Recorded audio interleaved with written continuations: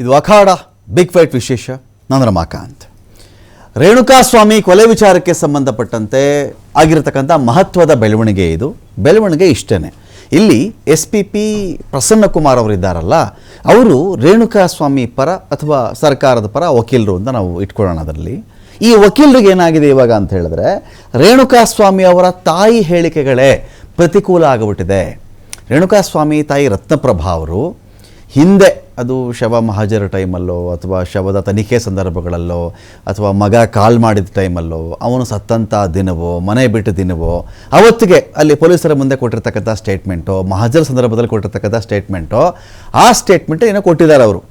ಇವತ್ತಿಗೆ ಅವ್ರನ್ನ ಪಾಟಿ ಸವಾಲಿಗೆ ಕೋರ್ಟ್ನ ಕಟಕಟೆಯಲ್ಲಿ ನಿಲ್ಲಿಸಿದಾಗ ಅವರು ಕೊಟ್ಟಿರ್ತಕ್ಕಂಥ ಉತ್ತರಗಳು ಹಿಂದೆ ಅವರು ತನಿಖಾ ವೇಳೆಯಲ್ಲಿ ಹೇಳಿದಂಥ ಹೇಳಿಕೆಗಳಿದೆಯಲ್ಲ, ಅದಕ್ಕೂ ಇದಕ್ಕೂ ಪ್ರತಿಕೂಲವಾಗಿದೆ, ತದ್ವಿರುದ್ಧವಾಗಿದೆ. ಸೊ ಹೀಗಾಗ್ಬಿಟ್ಟಾಗ ನಾನು ಏನು ವಾದ ಮಾಡಬೇಕು ಅಂತ ಅಂದುಕೊಂಡಿದ್ದೀನೋ ಅದು ನನಗಿಲ್ಲಿ ಸಿಗ್ತಾ ಇಲ್ಲ. ಇವರನ್ನ ಪ್ರಾಸಿಕ್ಯೂಷನ್ ಪರ ಸಾಕ್ಷಿ ಅಂತ ಪರಿಗಣಿಸಬೇಡಿ ಮಾನ್ಯ ನ್ಯಾಯಾಧೀಶರೇ, ಇವರನ್ನು ಡಿಫೆನ್ಸ್ ಪರ ಸಾಕ್ಷಿ ಅಂತಲೇ ಕನ್ಸಿಡರ್ ಮಾಡಿಬಿಡಿ ಅಂತ ಒಂದು ಅಪ್ಲಿಕೇಶನನ್ನು ಹಾಕ್ಕೊಂಡಿದ್ದಾರೆ. ಈಗೇನಾಗುತ್ತೆ, ಯಾವ ಪ್ರಸನ್ನಕುಮಾರ್ ಅವ್ರ ಪರ ನಿಂತ್ಕೊಳ್ಬೇಕಾಗಿದ್ದಂಥ ಸಾಕ್ಷಿ ಅಥವಾ ರೇಣುಕಾಸ್ವಾಮಿ ಪರ ನಿಂತ್ಕೊಳ್ಬೇಕಾಗಿದ್ದಂಥ ಸಾಕ್ಷಿ ಎದುರಾಳಿ ಸಾಕ್ಷಿಯಾಗಿ ಪರಿವರ್ತನೆ ಆದಾಗ ಅವರನ್ನಿವರು ಇವರೇ ಇಂಟ್ರಾಗೇಷನ್ ಮಾಡ್ಬೋದು, ಅವ್ರನ್ನ ಪಾರ್ಟಿ ಸವಾಲ್ ಇವರೇ ಹಾಕಬಹುದು, ಯಾರು ಪ್ರಸನ್ನಕುಮಾರ್ ಅವರು. ಸೊ ಯಾಕೆ ಈ ಥರ ಆಯಿತು? ಈ ಥರದ ಕೇಸ್ ಏನಾಗುತ್ತೆ, ಇಲ್ಲಿ ಪ್ರಸನ್ನಕುಮಾರ್ ಅವ್ರಿಗೆ ಬೇಕಾಗಿರತಕ್ಕಂಥ ಉತ್ತರ ಸಾಕ್ಷಿಯಿಂದ ಬೇಕಾ, ಅಥವಾ ಪ್ರಸನ್ನಕುಮಾರ್ ಅವರು ಏನು ಆರ್ಗ್ಯುಮೆಂಟನ್ನು ಮಾಡಬೇಕು ಅಂತ ಅಂದುಕೊಂಡಿದ್ರೋ ಅದಕ್ಕೆ ಪ್ರತಿಕೂಲವಾಗಿರತಕ್ಕಂಥ ಅಂಶಗಳು ಪ್ರಸನ್ನಕುಮಾರ್ ಪರವಾಗಿರತಕ್ಕಂಥ ಸಾಕ್ಷಿಗಳಿಂದ ಎದುರಾಳಿಗೆ ಸಿಕ್ಕಿಬಿಟ್ಟಿದೆಯಾ? ಇಲ್ಲಿ ಎಲ್ಲ ವಿಚಾರಕ್ಕೆ ಸಂಬಂಧಪಟ್ಟಂತೆ ಇವತ್ತು ಡಿಬೇಟ್ ಇರುತ್ತೆ.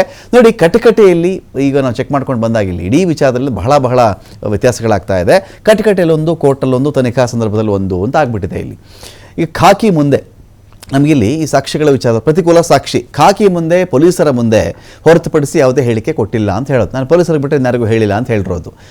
ಕೋರ್ಟಲ್ಲಿ 3 ಹೇಳಿಕೆ ಕೊಟ್ಟಿದ್ದೀನಿ ಸ್ವಾಮಿ ನಾನು, ಅದು ಕಮಿಷನರ್ ಮುಂದೆ ಕೊಟ್ಟಿದ್ದಾರೋ ಬೇರೆ ಕಡೆ ಕೊಟ್ಟಿದ್ದಾರೋ 3 ಸ್ಟೇಟ್ಮೆಂಟ್ ಕೊಟ್ಟಿದ್ದೀನಿ ಅಂತ ಅಲ್ಲಿ ಹೇಳಿಬಿಟ್ಟಿದ್ದಾರೆ. ಖಾಕಿ ಅವ್ರು ಕೇಳಿದಾಗ ನಾನು ಪೊಲೀಸರ ಮುಂದೆ ಒಂದು ಕೊಟ್ಟಿರೋ ಸ್ಟೇಟ್ಮೆಂಟ್ ಬಿಟ್ಟುಬಿಟ್ರೆ ಇನ್ನೆಲ್ಲೂ ನಾನು ಸ್ಟೇಟ್ಮೆಂಟ್ ಹೇಳಿಲ್ಲ.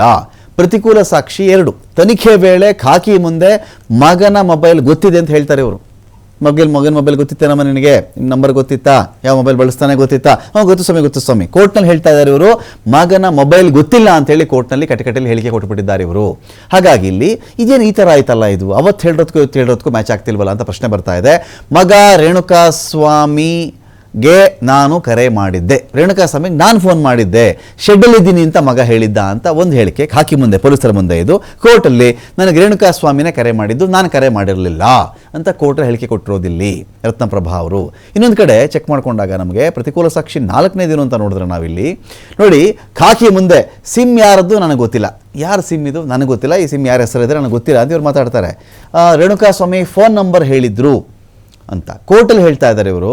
ನಂಬರ್ ಗೊತ್ತಿಲ್ಲ, ರೇಣುಕಾಸ್ವಾಮಿ ತಂದೆ ಹೆಸರಲ್ಲೇ ಒಂದು ನಂಬರ್ ಇದೆ ಅಂತ ಕೋರ್ಟಲ್ಲಿ ಮಾತಾಡ್ಬಿಡ್ತಾರೆ ಇವರು. ಪ್ರತಿಕೂಲ ಸಾಕ್ಷಿ 5ನೇದಾಗ ಏನಾಗ್ತಾ ಇದೆ, ಖಾಕಿ ಮುಂದೆ ಶವ ತನಿಖೆ ಸಂದರ್ಭದಲ್ಲಿ ರತ್ನಪ್ರಭಾ ಅವರು ಹೇಳಿರೋದು ಪೊಲೀಸರಿಗೆ ಹೇಳಿಕೆಯನ್ನೇ ಕೊಟ್ಟಿಲ್ಲ, ನಾನೇನು ಹೇಳಿಕೆ ಕೊಟ್ಟಿಲ್ಲಪ್ಪ ಶವ ತನಿಖೆ ಸಂದರ್ಭದಲ್ಲಿ ಅಂತ ಅಲ್ಲಿ ಹೇಳ್ತಾರೆ. ಕೋರ್ಟಲ್ಲಿ ಬಂದ್ಬಿಟ್ಟು ಶವ ತನಿಖೆ ವೇಳೆಯಲ್ಲಿ ಹೇಳಿಕೆ ಕೊಟ್ಟಿದ್ದೀನಿ ನಾನು ಅಂತ ಕೋರ್ಟಲ್ಲಿ ಮಾತಾಡ್ತಾರೆ. ಅಂದರೆ ಇದೇನೋ 1, 2 ಸ್ವಲ್ಪ ಅವ್ರಿಗೆ ಸರಿಯಾಗಿ ನೆನಪಿರಲ್ಲ ಅಂತ ಭಾವಿಸ್ಕೊಂಡ್ರು ಕೂಡ ತೀರಾ 8ಕ್ಕೆ 8 ಕೇಳಿದಂಥ ಪ್ರಶ್ನೆಗಳಲ್ಲಿ ಬಹುತೇಕ ಆ ಥರ ಉಲ್ಟಾ ಆಗ್ಬಿಟ್ಟಾಗ ಪ್ರಸನ್ನಕುಮಾರ್ ಅವರು ಅಲರ್ಟ್ ಆಗಿ ಏನು ಮಾಡ್ತಾ ಇದ್ದಾರೆ, ಇದನ್ನು ಈ ಪ್ರಾಸಿಕ್ಯೂಷನ್ ಪರ ಸಾಕ್ಷಿ ಅಂತ ಕನ್ಸಿಡರ್ ಮಾಡಬೇಡಿ ಸ್ವಾಮಿ, ಇದು ಪ್ರತಿವಾದಿ ನಮ್ಗೆ ಯಾರು ವಿರುದ್ಧವಾಗಿ ಡಿಫೆನ್ಸ್ ಇದ್ದಾರೋ ಅವ್ರ ಕಡೆ ಸಾಕ್ಷಿ ಅಂತ ಕನ್ಸಿಡರ್ ಮಾಡಿ ಅಂತ ಹೇಳಿಬಿಟ್ಟಿದ್ದಾರೆ. ಹಾಗಾದರೆ ಈ ಕೇಸಲ್ಲಿ ದರ್ಶನ್ಗೆ ಇದರಿಂದ ಲಾಭನಾ? ದರ್ಶನ್ ಎಂಟೈರ್ ಟೀಮ್ಗೆ ಈ ಒಂದು ಸಾಕ್ಷಿಯಿಂದ ಮಹತ್ವದೇನೋ ಸಿಕ್ಕಿಬಿಡುತ್ತಾ ಅಥವಾ ಏನೂ ಸಿಗಲ್ಲ? ಎಷ್ಟೋ 200, 300 ಸಾಕ್ಷಿಗಳು, ಇದು ಒಂದು ಸಾಕ್ಷಿ ಅಷ್ಟೇ. ಇವರ ಹೇಳಿಕೆಗಳ ಮೇಲೆ ಕೇಸ್ ಏನೂ ತೀರ್ಮಾನ ಆಗಲ್ಲ ಅಂತನಾ? ಎಲ್ಲ